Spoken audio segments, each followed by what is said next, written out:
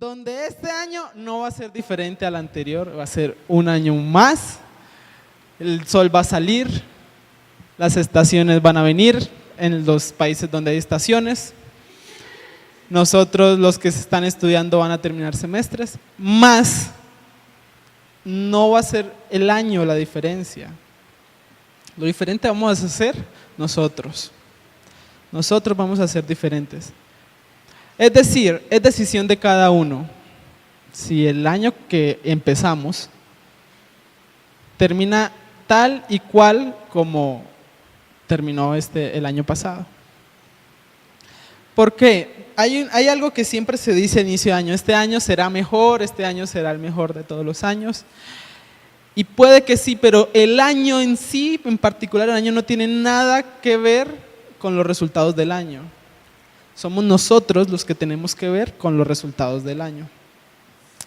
Este año es un año de decisiones en el ser. Ser más en Cristo tiene por título la prédica de hoy. Y la pregunta es, como Barbie dice: ¿quién quiero ser? Sé lo que quiera ser. Barbie. No, es sé lo que quiera hacer, ¿no? Sí, así es. ¿Quién quiero ser? ¿Quién quiero ser? Este año esta pregunta va a ser la que hay que responder. Ustedes dirán: ay, yo ya sé quién soy. Voy a comenzar. Desde tiempos iniciales, desde la historia antigua, han habido dos caminos que van simultáneos, dos planes, uno que es el plan de Dios y otro que ha sido como el plan del enemigo, el plan del diablo, bueno, como lo quieran llamar. La misión del plan del diablo es que el plan de Dios no se cumpla. O que si se cumple el plan de Dios, se cumpla a medias, no se cumpla completamente. De tal forma que el propósito que Dios quiere no se haga. Dios siempre ha esperado algo de parte del hombre, que se decida por él. Es por eso que ha colocado todo a nuestra disposición a fin de que seamos sus hijos, mas el hombre no ha respondido bien. Ha pagado mal. Yo creo que sí, el hombre ha pagado mal. Casi siempre cuando uno habla del ser, tiene que referirse a Génesis, aunque no lo vamos a tocar hoy, pero Dios le puso todo al hombre en el huerto del Edén para que él viviera bien. O sea, yo no entiendo qué le faltó al hombre. Dígame, ¿qué le faltó? Sin embargo, el hombre no respondió bien. Vamos a ir a Isaías 5, del 1 al 7. Ahí se muestra el corazón de Dios de brindarle todo a sus hijos y el de los hijos en no dar lo que él espera. ¿Alguien me colabora? Dice así: ahora cantaré por mi amado. El cantar de mi amado y su viña. Tenía mi amado una viña en la ladera fértil, en una ladera fértil. ¿Cómo era la ladera? Fértil.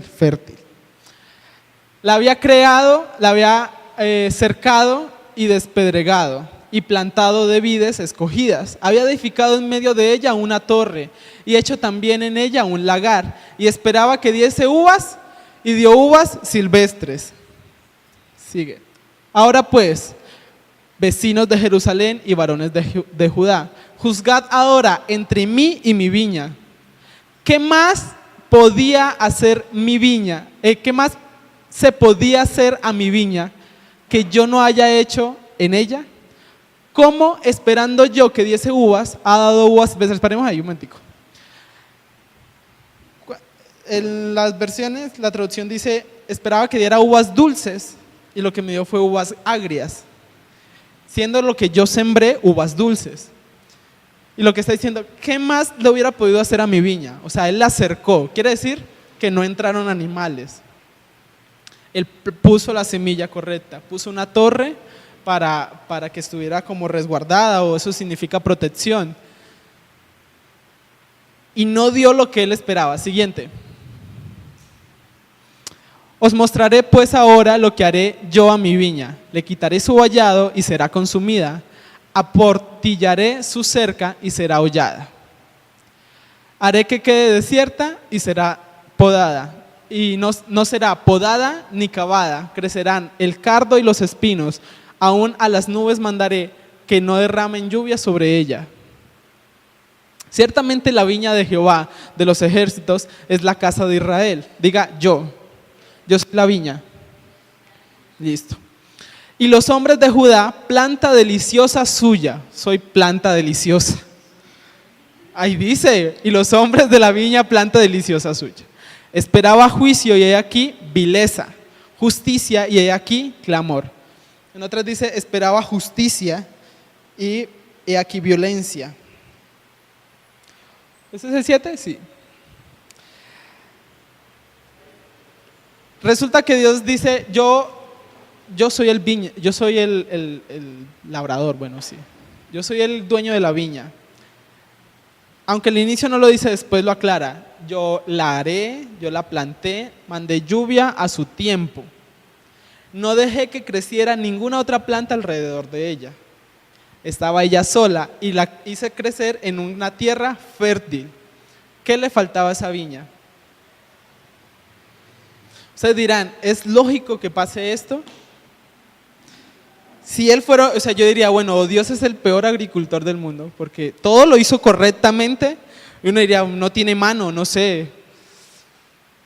Pero hay algo en nosotros que no toma las mejores decisiones. Resulta que el 23 de febrero de 1455 se imprimió la primera Biblia por un señor llamado Gutenberg. Señores, por Dios. Antes el pueblo no tenía cómo acercarse al manual, por lo cual eran cautivos de lo que ignoraban. El pueblo no tenía cómo leer la Biblia, eran ignorantes y solo dependían de lo que les podía decir el arzobispo, el cura. 500 años después, la gente sigue sin leer la Biblia. Ahora tiene el libro, pero lo tiene guardado. Dígame, ¿qué si ya se supone? Yo supondría que con la llegada de la Biblia todos iban a leer la Biblia. Pero han pasado los años y todavía sigue persistiendo el problema. Es decir, se le dio todo al hombre y el hombre no lo utiliza. No hace lo que debería hacer correctamente, no por Dios, por él mismo, por inteligencia. El enemigo ha desatado un plan alterno, que es desinterés, ignorancia, no saben leer. Hubo un tiempo entonces, porque una vez estaba la Biblia, nadie sabía leer. Hay unas cosas que se llaman, bueno, yo ya lo he contado antes, se llama Mensajeros de Libertad de Brasil, que resulta que el rey, hubo un tiempo en donde el rey mandó un edicto donde decía, ya no se va a hacer, no va a existir la esclavitud. Entonces enviaron unos edictos firmados por el rey y los pegaron en las haciendas. Y resulta que como 10 años después la gente todavía seguía viendo esclavitud en Brasil. Entonces resulta que los esclavos no sabían leer. Ellos lo que dijeron es, el patrón ahí colgó una cosa que yo no sé qué es, pero desde que él colgó esa cosa ya no nos pega como antes. Eso quiere decir que va a ser algo peor, trabajemos más. Ya, o sea, tenían miedo porque decían, yo no sé qué está pasando y yo creo que hay que trabajar más porque ya no nos pega, ¿será que nos va a matar? Y el rey tuvo que enviar algo que se llamó mensajeros de libertad. Los mensajeros de libertad iban a la hacienda, cogían el papel que ya estaba ahí, ellos ya eran libres, pero no eran libres de su ignorancia. Entonces cogieron el papel y dijeron, ya ustedes no tienen que trabajar sin sueldo, ya ustedes no tienen que seguir trabajando sin que les paguen, ya pueden tener su propia casa, ya no pertenecen a este señor. Y ellos le dijeron, ¿verdad? Sí, es verdad, eso es lo que dice el decreto. Entonces, por fin, digamos que pudieron ser libres. Resulta que más o menos pasa lo mismo. Entonces, hubo ignorancia al leer. En este tiempo ya la ignorancia no es un problema, todos sabemos leer. Antes habían personas que no sabían leer. Hay una segunda reforma del Evangelio donde los únicos que sabían leer o que llevaban la palabra y algunos que mismos ministros de Dios no sabían leer o sabían hablar muy mal. Resulta que antes, hace 200 años más o menos, un ministro era un campesino que por revelación Dios le mostró que Jesús era Dios, pero él no sabía leer. Pero entonces él se iba y predicaba. Y a veces, porque me estuve leyendo un libro de un señor que se llama Charles Finney, que fue un reformador muy importante. Él dice, el que me enseñó o el evangelio que yo conocía era de un señor que no sabía pronunciar y que entonces hablaba como Tarzán. Él decía, Dios que te quiere, decía, Dios te quiero mucho, por decir te quiere, y él se reía y yo me reía de eso. Sin embargo, eso ya no es lo que nos sucede a nosotros, pero aún seguimos sin leer la Biblia. Hay una cosa alterna, porque cuando el enemigo no puede hacerlo completamente, dice, ok, tengan la Biblia, pero no la lean. Voy a dar un ejemplo que sucedió en el Caquetá. Resulta que mi mamá dijo así. Mi mamá cuando inició a ser profesora rural, ¿saben qué es rural? Rural es alrededor de la ciudad. Pero en el Caquetá lo rural es lo rural. En el Caquetá lo rural es... Mi mamá decía, ay, yo tengo que ir un día en caballo y caminar otro tanto para llegar a una escuela que quedaba perdida en el monte. Entonces mi mamá dijo, bueno, ¿cuándo será que esto mejora? Resulta que llegó el internet. Dijo, porque es imposible que los niños aprendan si no tienen libros. Es imposible que los niños aprendan si el profesor no tiene cómo capacitarse. Entonces, cuando mi mamá escuchó que iba a llegar el internet, dijo, listo, cuando llegue el internet ya los niños no van a tener excusa, ya van a aprender más. Es más, van a tener las mismas capacidades, van a tener las mismas oportunidades que los otros niños de la ciudad. Y nos comentó en estas vacaciones y dijo, hijos, yo fui a esos colegios otra vez y cada uno tenía un celular, todos los peladitos tenían un celular y utilizaban el internet para descargar música. Dijo mi mamá, y ponían rancheras. O sea, el peladito le llegó internet, tiene el potencial para hacer lo que él quiera, pero lo que pone en su celular pero es que la música de allá es ranchera y narcotráfico. Antes se decía, no, es que el niño no tiene nada más que hacer, o es a la finca o es a sembrar coca, allá se habla así. Y resulta que lo que se descargan soy el raspachín de los cocaleros. O sea, son músicas ¿qué es eso? Entonces mi mamá ella me dijo a mí, Colombia, ¿cómo va a mejorar Colombia? Yo dije, ¿ustedes les parece justo que esos peladitos tengan internet y no puedan salir o sea, tienen todo, porque realmente tienen todo, y no hacen nada con eso? Lo traigo ahorita así a nuestro tiempo real. ¿Qué hacemos nosotros con todas las oportunidades que tenemos en nuestra vida? Y ustedes no sé si muchos descargarán música, pero muchos se la pasan viendo videos, me incluyo. Teniendo toda la capacidad, todo el tiempo del mundo para capacitar, para aprender, para buscar estilos, formas, artes, cosas nuevas, expandir la mente, nos enfrascamos en entretenimiento. Que también es una forma de aprender, porque la verdad es que sí es una forma de aprender, pero no aporta mucho en lo que es construcción. Resulta que así pasó con la salvación de muchos. El día donde decidieron aceptar la salvación, se suponía que todos seríamos transformados. Segunda de Corintios 5:17 dice: de modo que si alguno está en Cristo, nueva criatura es, las cosas viejas pasaron, he aquí todas son hechas nuevas. La pregunta es, ¿dónde está todo lo nuevo en nosotros? Porque mira,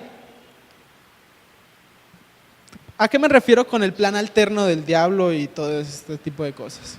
Digamos que tú vas a conocer a Jesús, perfecto. Entonces el diablo dije, bueno, este ya definitivamente se va a encontrar con Jesús. Pero dejémoslo que vaya a la iglesia, dejémoslo que acepte a Cristo, pero que su vida no cambie.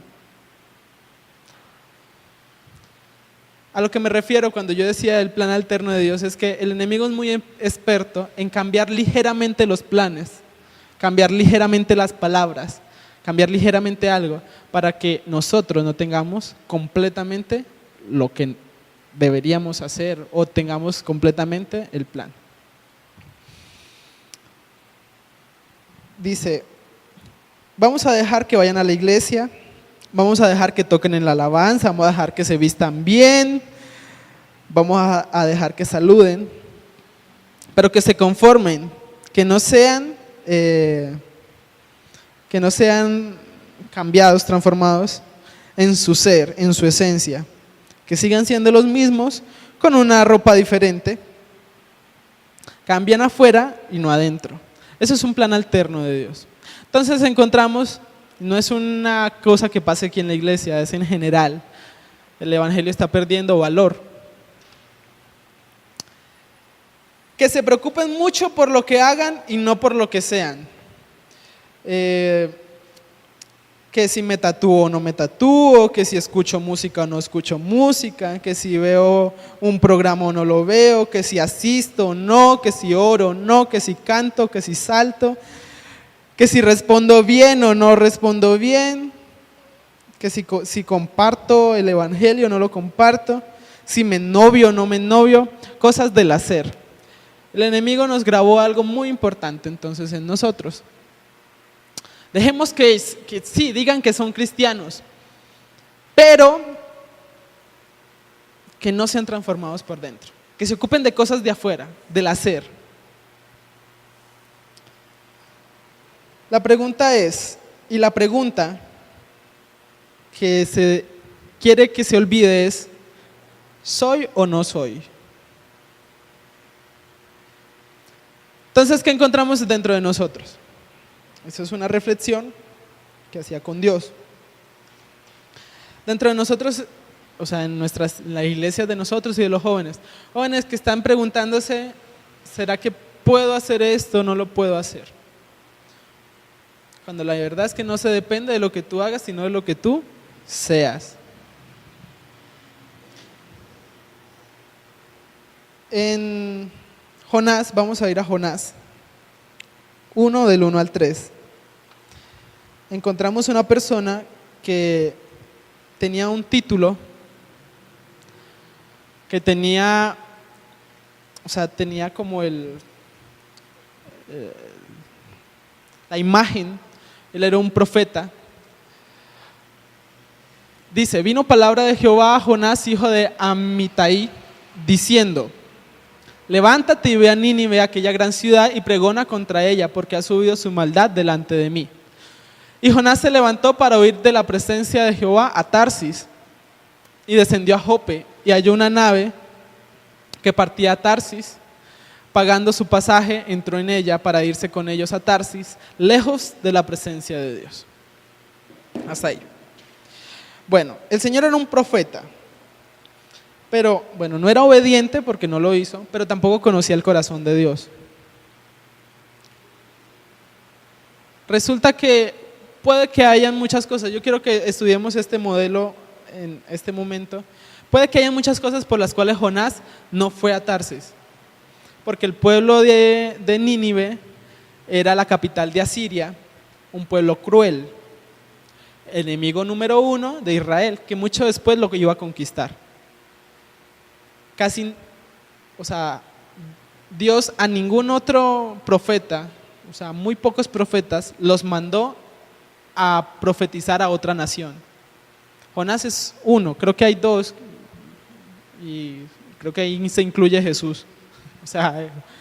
Pero a nadie más, a nadie más Dios le dijo, vaya y predíquele a Egipto y dígale que se arrepientan a Egipto. No, solo a Jonás. Entonces Jonás no quería, porque es un pueblo odiado, porque es un pueblo cruel, porque de pronto él mismo había visto o habrá visto cómo los asirios, por la violencia que ellos cometían, pudieron tocar, no sé, su vida de alguna forma, quién sabe. Dicen que los asirios enterraban a la gente en el desierto. ¿Ustedes han visto esa película que se llama El Dragón, el Rey Dragón, no, el Rey Escorpión? El Rey Escorpión, bueno. Enterraban a la gente en el desierto hasta la cabeza. Y le ponían en la lengua le ponían un cuero para que no pudiera cerrar la boca. Entonces estaba como así. Y dejaban que se murieran por el sol. La gente, los que estudian, dicen que era muy probable que esa gente antes de morirse se volviera loca por lo que era el sol. Entonces era un pueblo muy cruel. Y Jonás pues tenía algo, y era que Dios, si yo voy y le predico, ellos se van a arrepentir. Porque el mensaje era, en 40 días los voy a destruir. Debería ser un mensaje chévere es decir, imagínate que tú vas donde el profesor más odiado, tu exnovio, el compañero que más odias, y resulta que Dios te dice, dile que le va a dar cáncer, o algo así. Y uno diría, alguien que fue malo con uno, o no sé, vamos a un extremo mayor, alguien que lo violó a uno, va y dígale que le va a dar cáncer. Uno diría, listo, de una, voy. Era más o menos así, porque Jonás realmente había un odio por los de Nínive, había un odio. Pero Jonás sabía que el corazón de Dios los iba a perdonar si ellos se arrepentían. En el capítulo 4, no vamos a ahondar mucho, en el capítulo 4, 1 al 3, encontramos una persona con título, o sea, profeta, que no entiende el corazón de Dios, todavía está renegando de por qué le dio lo malo, pero obediente. Dice, y Jonás se levanta, 4:1, Jalito. Pero Jonás se apesadumbró en extremo y se enojó. Sigue. Y oró a Jehová y dijo, ahora Jehová, no es esto lo que, no, perdón, 3:1, lo lamento. Vino palabra de Jehová por segunda vez a Jonás diciendo, levántate y ve a Nínive, aquella gran ciudad, y proclama en ella el mensaje que yo te diré. Y se levantó Jonás y fue a Nínive conforme a la palabra de Jehová, y era Nínive ciudad grande en extremo, de 3 días de camino. Hasta ahí. La primera vez Jonás tiene título, pero no tiene ni corazón, ni el corazón de Dios para ir a predicarle a un pueblo, ni tiene la obediencia, no es obediente. Aquí, él es obediente, pero todavía no tiene el corazón de Dios, todavía está preguntando, Dios, ¿por qué me manda a hacer esto? Más en el 4, del 10 al 11, se muestra el corazón de Dios, que dice, 4, 10 y 11.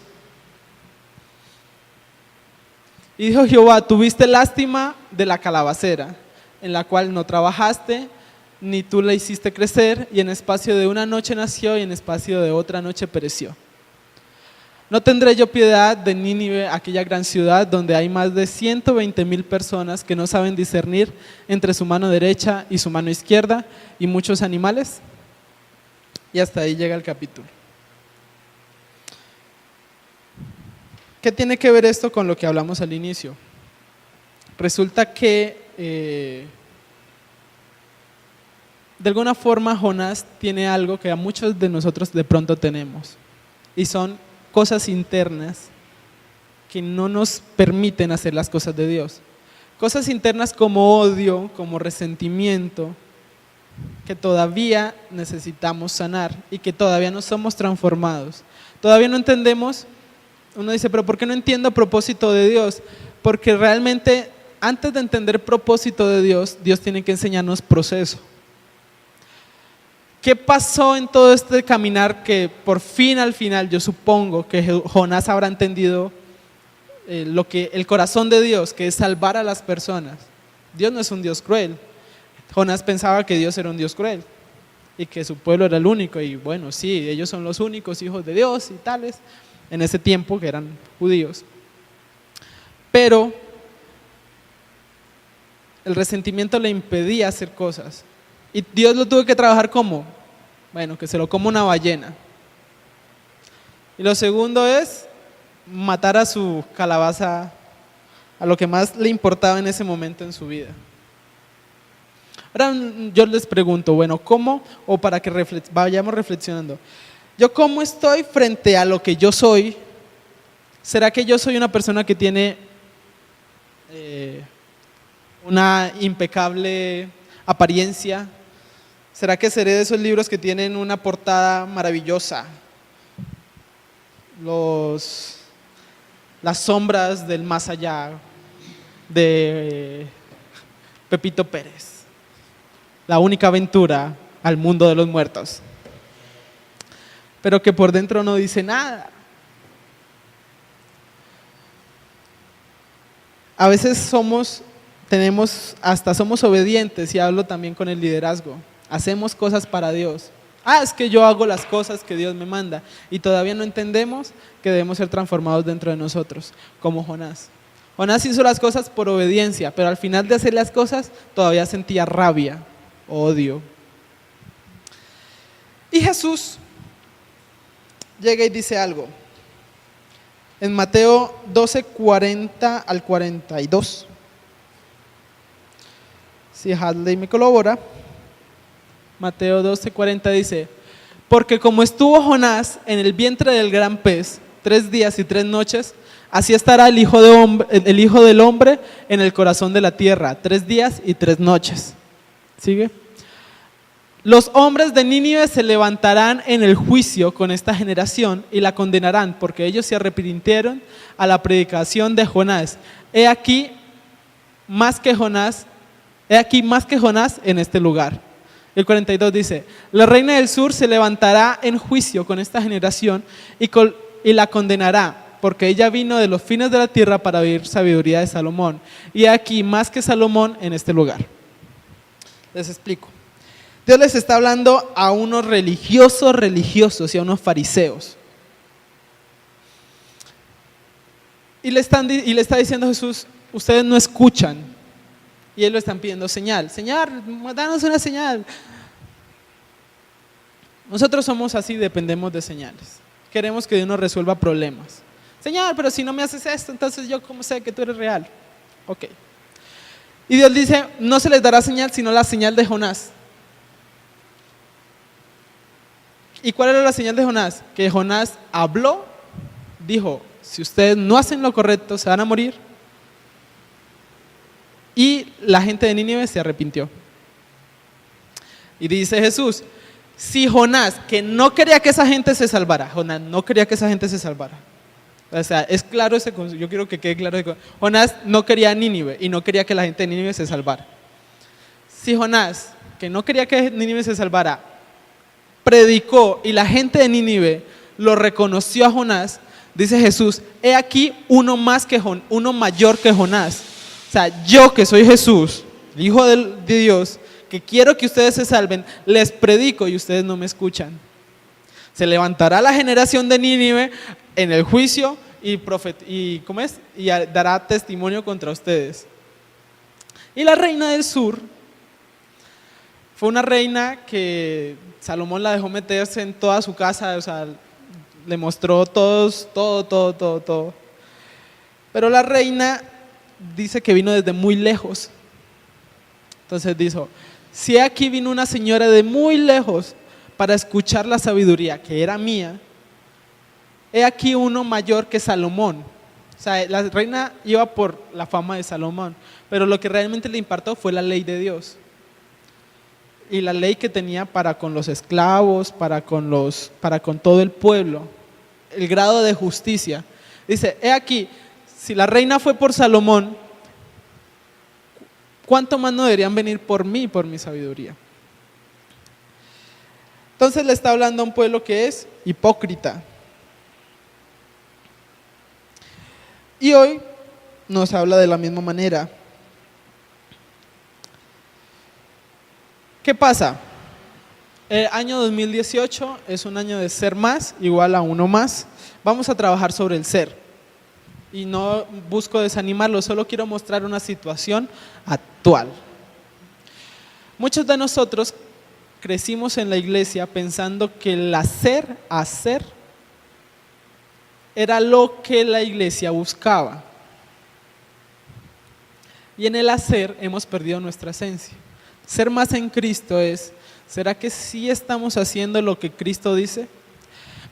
Vi un video que a mí me pareció trágico porque resulta que Gandhi pudo ser cristiano. ¿Ustedes sabían que Gandhi pudo ser cristiano? Resulta que Gandhi fue a una iglesia cristiana y en esa época, porque había leído acerca de Jesús y dijo, wow, Jesús.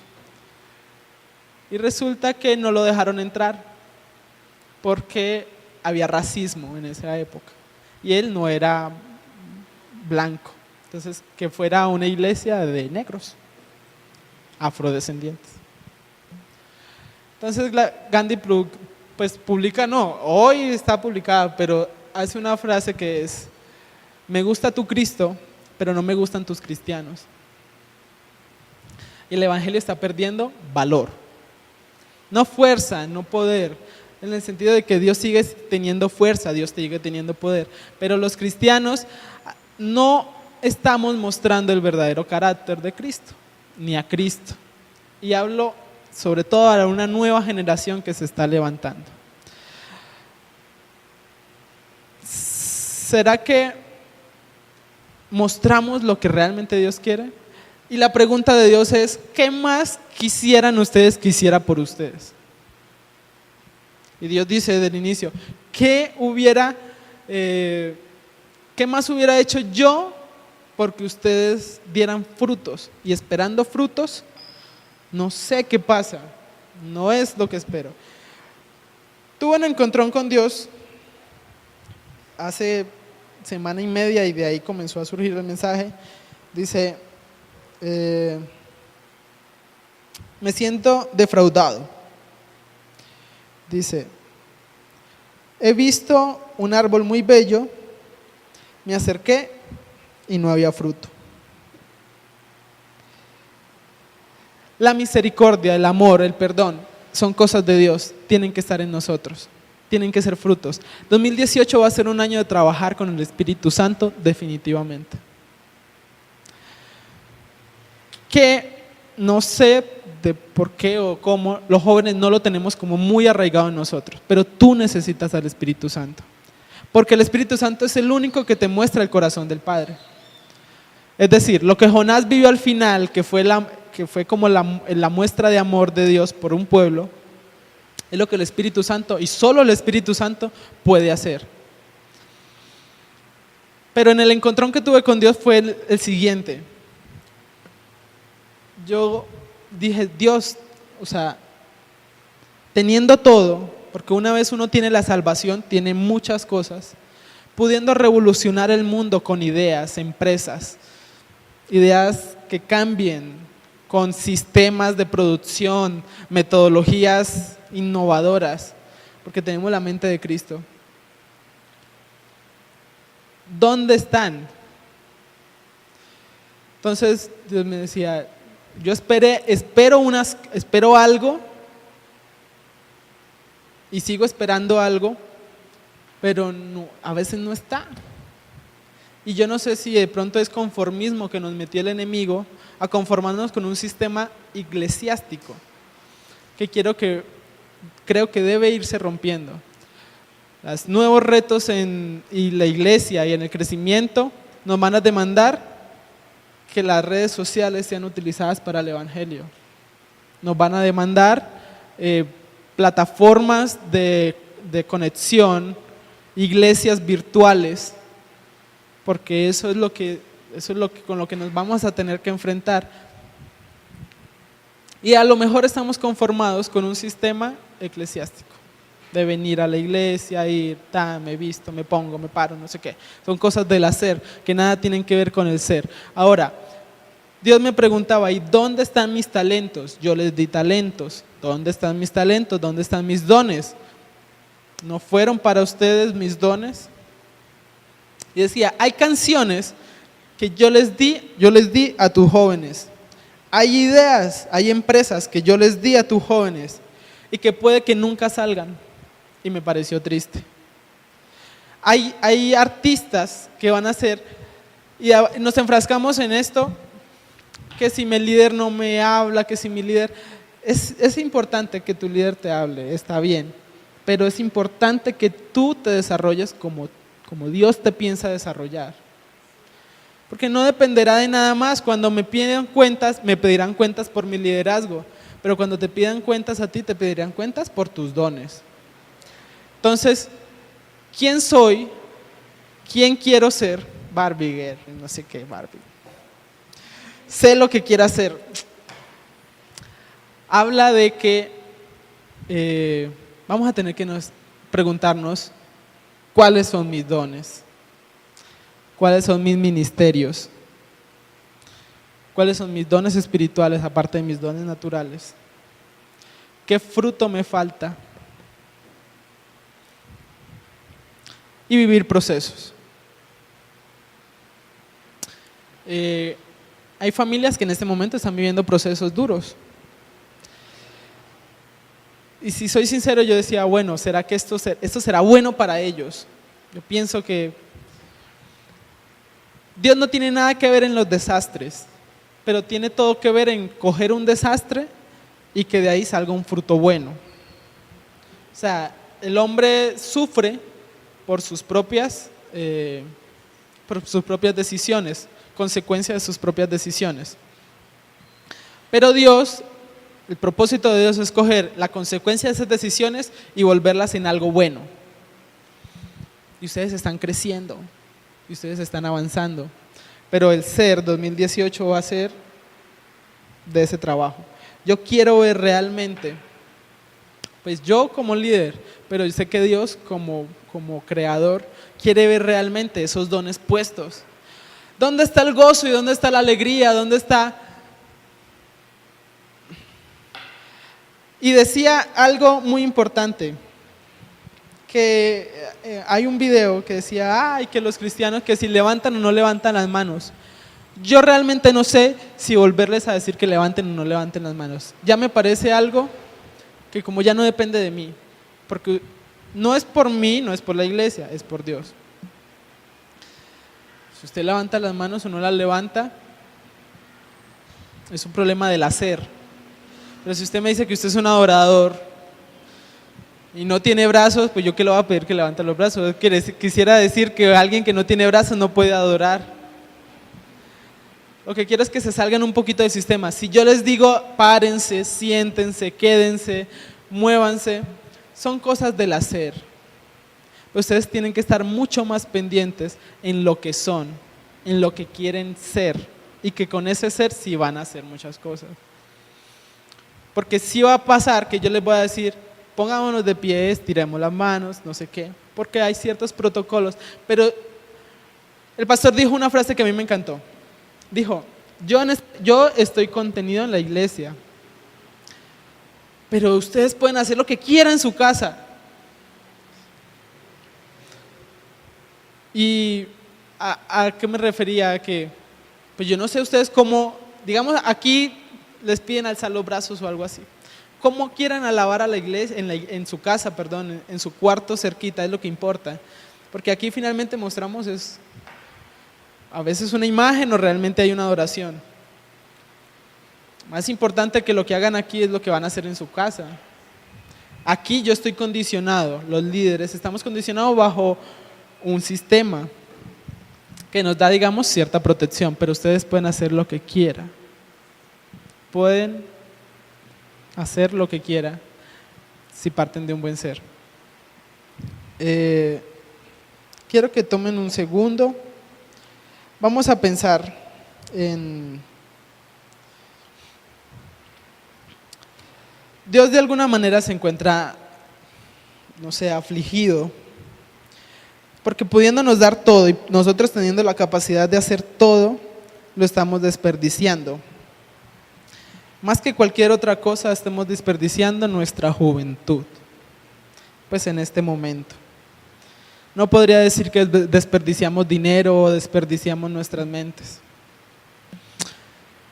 pero nuestra juventud, sé que Dios quiere más. Y yo no sé si ustedes quieren más.